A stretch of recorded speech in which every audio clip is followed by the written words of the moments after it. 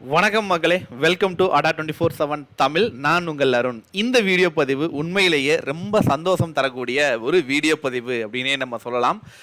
இந்த தமிழ் கட்டாய தேர்வு, நம்ம மாநில தேர்வுக்கு தயாராகக்கூடிய மாணவர்களுக்கு இந்த தேர்வு வந்து கட்டாயம் அப்படின்றத வச்சுருந்தாங்க. கரெக்டுங்களா? Tamil eligibility test TNPSC group 1 group 2 போன்ற தேர்வுகளில் முதல்நிலை தேர்வு, அதாவது மெயின்ஸ் எக்ஸாமினேஷன்லையும் டிஎன்பிஎஸ்சி குரூப் 4 மற்ற தேர்வுகள்லாம் பார்த்தீங்க அப்படின்னா அந்த ஒரே கட்டமாக நடக்கக்கூடிய தேர்வுகளில் இந்த தமிழ் தேர்வுங்கிறது எலிஜிபிலிட்டி டெஸ்ட்டாக வச்சுருந்தாங்க. இது போக டிஆர்பி ஆகட்டும் இல்லை டிஎன்யூஎஸ்ஆர்பி ஆகட்டும், எல்லா தேர்வுலையுமே தமிழக அளவில் நடக்கிற தேர்வுகள் அனைத்துக்குமே பார்த்தீங்கன்னா இந்த தமிழ் வந்து கட்டாய தேர்வாக இருந்தது. இப்போ இதுல இருந்து விளக்கம் அளிச்சிருக்காங்க. சரிங்களா? யாருக்கெல்லாம் இந்த தேர்வு கிடையாது அப்படின்றத ரொம்ப ஷார்ட் அண்ட் ஸ்வீட்டா சொல்றேன். வாங்க வீடியோவை ஸ்கிப் பண்ணாம கடைசி வரைக்கும் பாருங்க. இந்த மாதிரி ரொம்ப முக்கியமான இன்ஃபர்மேஷன்லாம் தெரிஞ்சுக்கணும் அப்படின்னா மறக்காம நம்ம அடா 24/7 தமிழ் யூடியூப் சேனலை சப்ஸ்கிரைப் பண்ணிக்கோங்க. அண்ட் இதுதான்ப்பா அந்த வந்திருக்கக்கூடிய அரசாணை. ஓகேங்களா?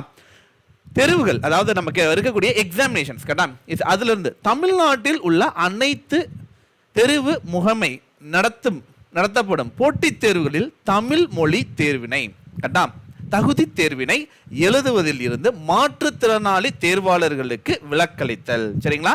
ஸோ யாருக்கு அப்படின்னா பிசிக்கலி ஹேண்டிகேப்டு பர்சன், மாற்றுத்திறனாளிகள் அப்படின்னு நம்ம சொல்லுவோம்ல, அவங்களுக்கு இந்த என்ன சொல்றது, இந்த எக்ஸம்ஷன் இதை வந்து அவங்களுக்கு என்ன கொடுத்துருக்காங்க, ரிலாக்ஸேஷன் கொடுத்துருக்காங்க.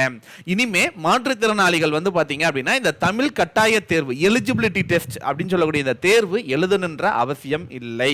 டைரக்டா நம்ம மற்ற தேர்வுகளை மட்டும் எழுதுனா போதும் அப்படின்றத இந்த இதில் ஜிஓ வந்து பாஸ் பண்ணியிருக்காங்க. இன்னைக்கு தான் இந்த ஜிஓ வந்திருக்குது.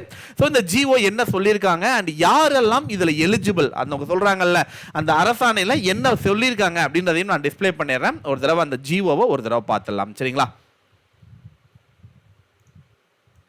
இதுதான்ப்பா அந்த ஜிஓ வந்து நமக்கு வந்திருக்கக்கூடியது. சரிங்களா? அரசாணையிலிருந்து வந்திருக்கக்கூடிய அந்த ஜிஓ இதுதான். இதுல தான் அதை கொடுத்துருக்காங்க. ஸோ இது வந்து ஓவரால் மனிதவள மேலாண்மையிலிருந்து துறையிலேருந்து இது வந்திருக்கக்கூடியது. யார் யாருக்கெல்லாம் கொடுக்கணும் அப்படின்னு சொல்லியிருக்காங்க. அண்ட் ஓவராலாக எல்லாம் பேசியிருக்காங்க. அது ஒரு தடவை நீங்கள் கீழே டிஸ்கிரிப்ஷனில் ஆட் பண்ணிடுறேன், நீங்கள் ஒரு தடவை பார்த்துருங்க. அண்ட் என்னென்ன தேர்வு அப்படின்றது முக்கியமாக பார்த்துக்கோங்களேன். தமிழ்நாடு அரசு பணியாளர் தேர்வாலயம் நடத்தக்கூடிய தொகுதி 1, 2, 2A போன்ற இருநிலை தேர்வுகளில் முதன்மை தேர்வு மெயின்ஸ் ரிட்டன் எக்ஸாமினேஷனில் இந்த தகுதி தேர்வு வச்சிருப்பாங்க. அந்த இடத்துல இருந்து விளக்கம் அளிச்சிருக்காங்க. அப்புறம் அதே மாதிரி பார்த்தீங்கன்னா தொகுதி 3, தொகுதி 4, அதாவது குரூப் 3, குரூப் 4 போன்ற தேர்வுகளில் ஒரு நிலை தேர்வு, இது வந்து ஒரு நிலை கொண்ட தேர்வு. இதுல வந்து பாத்தீங்கன்னா தமிழ் எலிஜிபிலிட்டிக்கும் ஸ்கோரிங் டெஸ்ட் நடத்தப்படும்.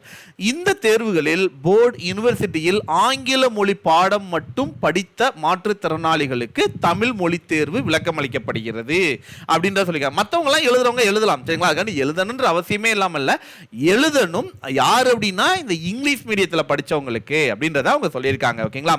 அண்ட் அதே மாதிரி மற்ற இது கீழே கொடுத்திருக்காங்க யார் யாருக்கெல்லாம் இது எலிஜிபிள் சொல்லிட்டு ஒரு 8 கேட்டகரி கொடுத்திருக்காங்கப்பா. உடல் குறைபாடு, அதாவது உடல் இயக்க குறைபாடு, பார்வை குறைபாடு, செவித்திறன் குறைபாடு, பேச்சு மற்றும் மொழி குறைபாடு, அப்புறம் வந்து அறிவுச்சார் குறைபாடு, இந்த மாதிரி மனநில குறைபாடு பாதிப்பு, இதே மாதிரி பாத்தீங்க அப்படின்னா ஒரு 8 பிரிவுகள் வந்து அவங்க டோட்டலா கொடுத்திருக்காங்க. இதுல இருக்கிறவங்களுக்கு மட்டும் வரும். இதே மாதிரி இந்த குறைபாடு அப்படின்றது வந்து பாத்தீங்க அப்படின்னா 40% குறைவா இருக்காங்கன்னு வச்சுக்கோங்களேன். இவ்விளக்கம் 40% குறைவான குறைபாடு கொண்ட மாற்றுத்திறனாளிகளுக்கு பொருந்தும். கரெக்டா? இதை வந்து கொடுத்துருக்காங்க.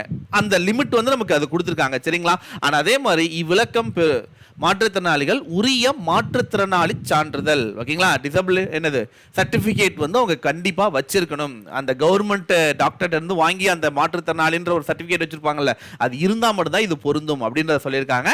அண்ட் எல்லாரும் நல்லா இப்போ உடனே கேட்குற விஷயம் என்ன அப்படின்னா, இப்போ நடக்கிற குரூப் 2க்கு இது எலிஜிபிளா சார் அப்படின்னு நம்ம எல்லாரும் கேட்போம்.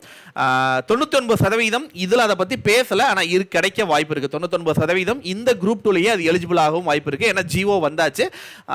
ஹால் டிக்கெட் வரும்போது தான் அது நம்மளால தெரிஞ்சுக்க முடியும். இந்த குரூப் 2 2A இப்போ நமக்கு பிலிமினரி முடிஞ்சாச்சு. மெயின்ஸுக்கு எப்படிப்பட்ட இது எக்ஸாம் கொண்டு வர போறாங்க அப்படின்றத நம்ம காத்து தான் பார்க்கணும். சரிங்களா? மறக்காம இந்த வீடியோவை நண்பர்களுக்கு உடனே ஷேர் பண்ணுங்க. ஏன்னா நம்மளுடைய நண்பர்கள் ஒரு சில பேர் மாற்றுத்திறனாளிகள் இருக்கலாம். அவங்களுக்கு இந்த வீடியோ பதிவு கண்டிப்பா பயனுள்ள வீடியோவாக கண்டிப்பா அமையும். இந்த மாதிரி நிறைய பயனுள்ள வீடியோக்கள் உங்களுக்கு உடனுக்குடன் நீங்க தெரிஞ்சுக்கணும், இல்ல இன்ஃபர்மேஷன் வந்த உடனே நீங்க பார்க்கணும் அப்படின்னு நினைச்சீங்க அப்படின்னா மறக்காம நம்ம அடா 24/7 அஃபீஷியல் டெலிகிராம் குரூப்ல ஜாயின் பண்ணுங்க. உடனுக்குடன் உங்களுக்கு இந்த மாதிரியான இன்ஃபர்மேஷன் ஷேர் பண்ணப்படும் மக்களே. அண்ட் மறக்காம நம்ம அடா 24/7 தமிழ் யூடியூப் சேனலை சப்ஸ்கிரைப் பண்ணிக்கோங்க. அண்ட் மறக்காம இந்த வீடியோவை லைக்கும் பண்ணிருங்க. தேங்க்ஸ் ஃபார் வாட்சிங் மக்களே, and thank you so much and bye. மீண்டும் அடுத்த ஒரு நல்ல தருணத்தில் சந்திப்போம். நன்றி, வணக்கம்.